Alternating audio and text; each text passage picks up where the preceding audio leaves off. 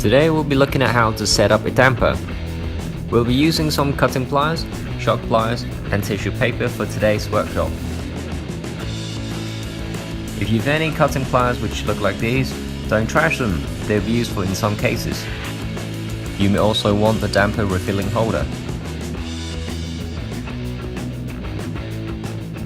If you are concerned with the shock shaft getting scratched, you may wrap the long nose pliers with some sort of plastic or tape.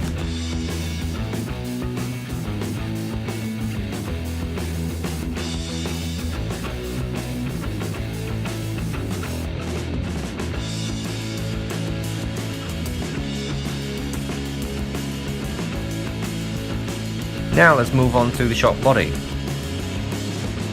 We'll be using the Air Racing 300 CST silicone damper oil. Make sure you put different parts in order as follow. Give it a few drops of damper oil.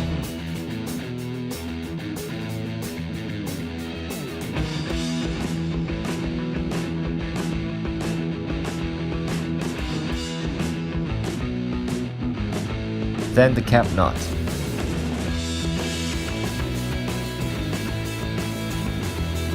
If the cap nut is slightly tilted, unscrew it gently until you can feel a little click inside. Then you can screw it back on. Then it should be in the right place. Next up is the shock shaft. Apply some shock oil around here.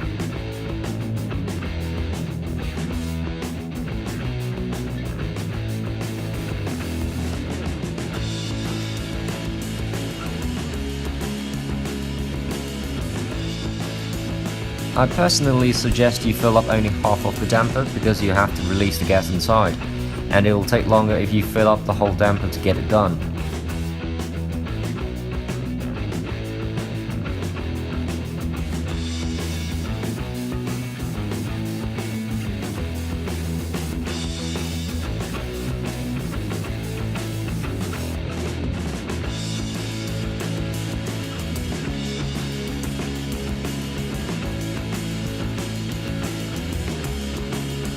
Maybe you can't see it very clearly from the camera, but you should still be able to see the bubbles inside.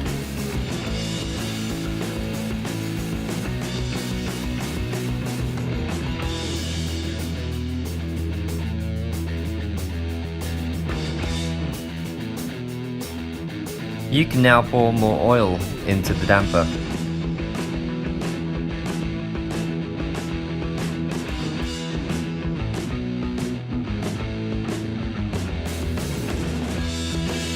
Double check and make sure there's no air left inside.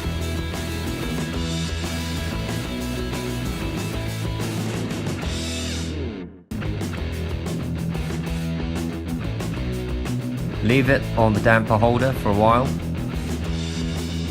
Put the plastic ring into the spring holder.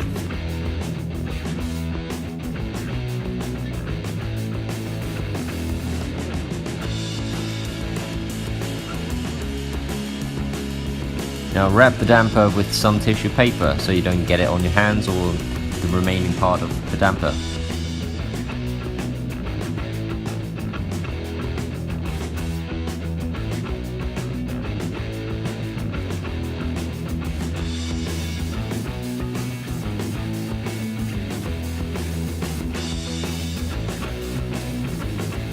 Cover the top with the diaphragm once you have filled up the damper.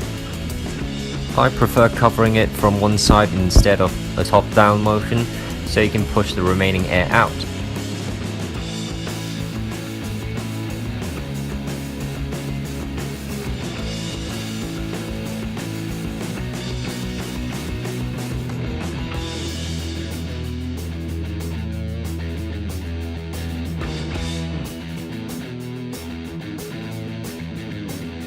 Add a piece of small cotton here so you get a better bounce.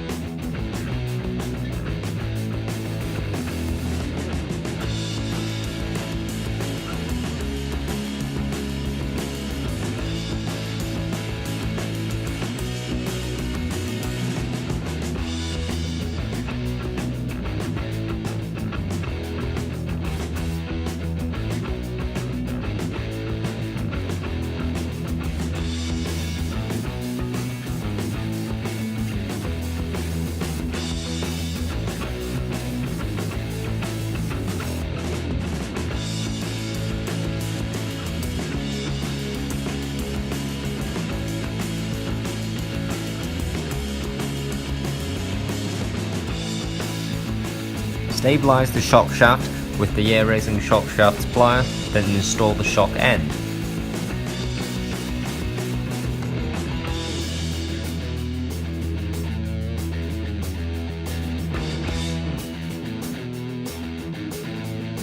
You may also use the cutting pliers to stabilize the shock shaft if you don't have the shock shaft pliers. As mentioned earlier, unscrew it until you hear a click, then tighten it.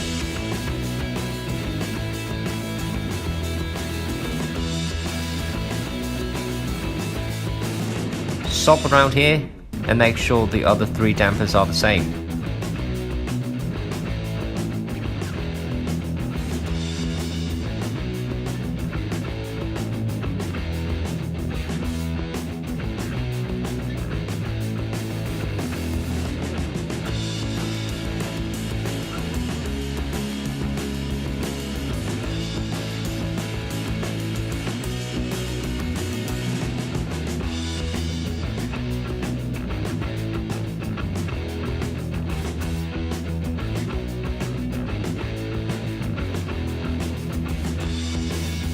Thank you very much for watching.